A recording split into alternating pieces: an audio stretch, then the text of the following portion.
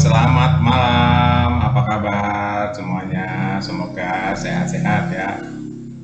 Teman-teman, hari ini tanggal 10 Agustus 2024 jam 19.30 menit ya.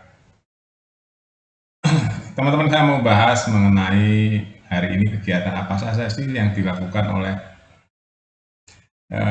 para penyelenggara negara di Indonesia. Ya, banyak kegiatan teman-teman ya untuk negara kita menjelang Agustusan. Kegiatan banyak sekali ya.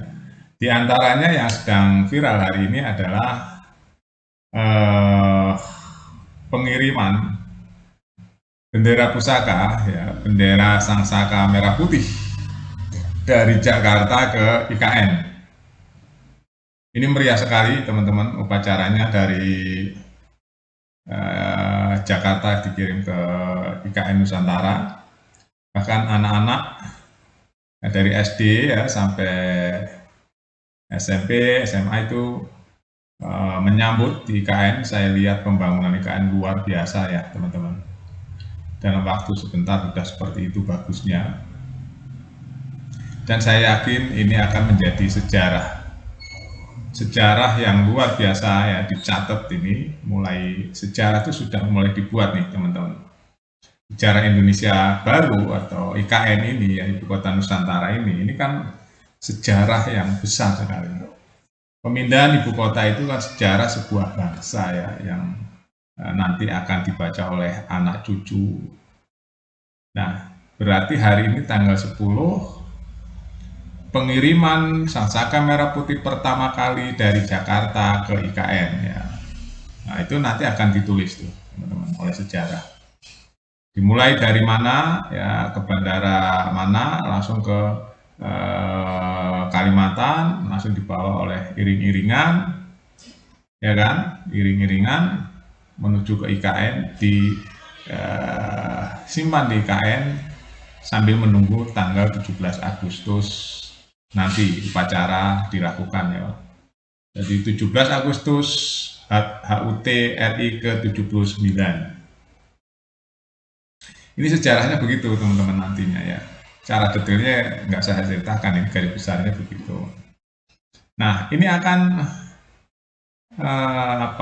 dikenang. Jadi siapa yang memutuskan pindahnya ibu kota Nusantara, ibu kota negara Republik Indonesia yang zaman pemerintahan Presiden Jokowi, itu catatannya seperti itu. Dan ini menjadi tonggak sejarah baru juga. Apa yang akan dilakukan di IKN ya, salah satunya nanti di IKN nggak ada kendaraan-kendaraan fosil lagi, semua serba listrik ya. Ada autonomous kendaraan seperti busway gitu ya teman-teman, Transjakarta gitu, tapi dia tanpa supir. Itu pun relnya rel di jalan raya biasa teman-teman ya. Nah, itu hanya ada di IKN nanti. Terus ada lagi air bersih yang siap diminum di jalanan, itu juga di IKN. Ada lagi taksi terbang, ada di IKN. Terus ada lagi tempat-tempat jalan kaki ya, IKN. Ada lagi smart city ya, semua serba teknologi di IKN.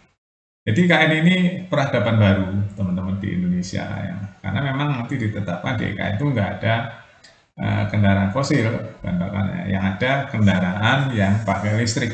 Jadi udaranya juga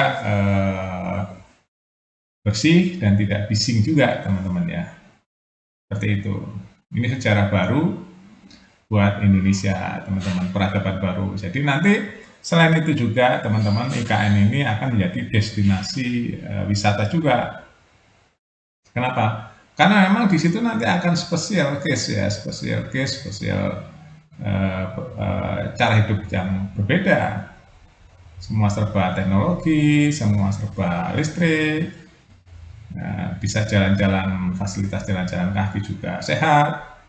Nah, ini ada peradaban baru di IKN. Itu kalau menurut textbooknya seperti itu ya, Smart City itu seperti itu nanti IKN.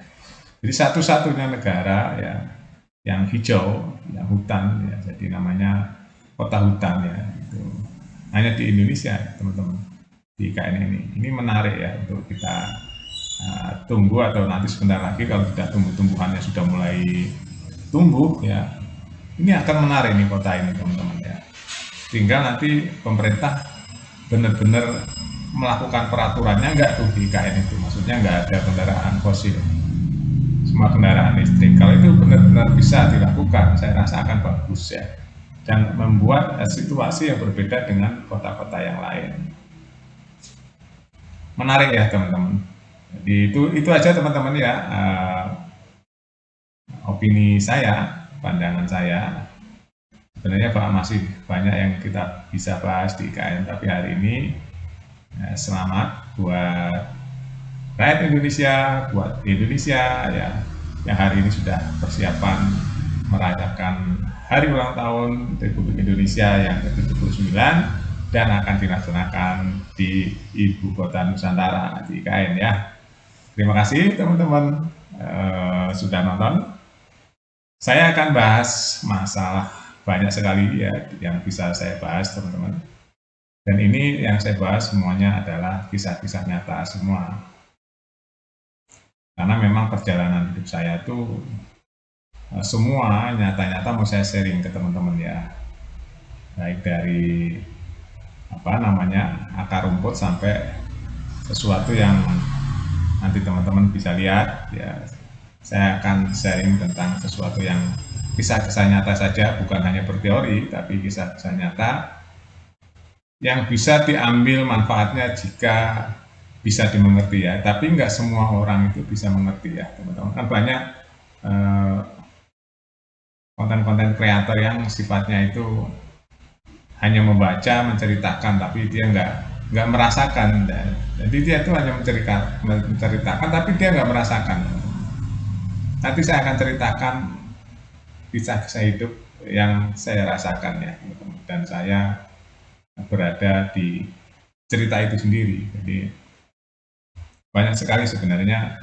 Cuma kadang-kadang karena di media sosial ya, kita bahasanya juga harus diatur ya teman-teman. Karena di media sosial itu kita nggak boleh pakai bahasa-bahasa yang kasar juga, nggak boleh menyinggung perasaan orang juga nggak boleh. Itu media sosial itu kalau bisa kita manfaatkan bahasa-bahasa yang ya jangan sampai menyinggung perasaan orang juga ya. Makanya saya selalu kalau menceritakan di media sosial itu selalu pakai bahasa-bahasa yang kadang-kadang orang nggak mengerti ya, artinya apa, karena saya pakai bahasa yang di permukaan gitu ya. Saya nggak mau menceritakan sesuatu langsung eksplisit gitu. Nanti ada orang tersinggung, kita kan nggak ngerti ya, ada orang yang tersinggung atau enggak gitu kan, kita nggak ngerti juga. Media sosial itu harus hati-hati. Mudah-mudahan ada yang mengerti lah ya yang saya ceritakan gitu teman-teman. Banyak hal ya tentang finance, tentang hukum, tentang sosial, banyak sekali yang hasil di lapangan saya itu sebenarnya kalau kita bisa mengambil hikmahnya itu akan menjadi istilahnya pendidikan yang benar-benar ternyata ada ya seperti ini, ternyata ada ya seperti ini di kehidupan kita gitu. Itu kan pelajaran lah ya, bisa diambil pelajaran. Yang pasti teman-teman ya, hidup ini kita harus selalu bersyukur, itu aja. Bersyukur itu artinya dalam ya teman-teman. Efeknya pun kemana-mana bersyukur itu ya, bisa membuat hati tenang, buat bikin diri kita sehat karena kita bersyukur ya. Jadi nggak ada, bahasa Jawanya itu berungsung gitu kalau kita bersyukur. Oke, itu aja teman-teman, kilasan bisa merembet kemana-mana. Nanti kalau saya ceritain yang pasti selamat ya, Indonesia akan melakukan hari ulang tahun RI yang ke-79 di IKN. Kita tunggu saja nanti ya, pasti pemberitaannya akan heboh. Sampai jumpa.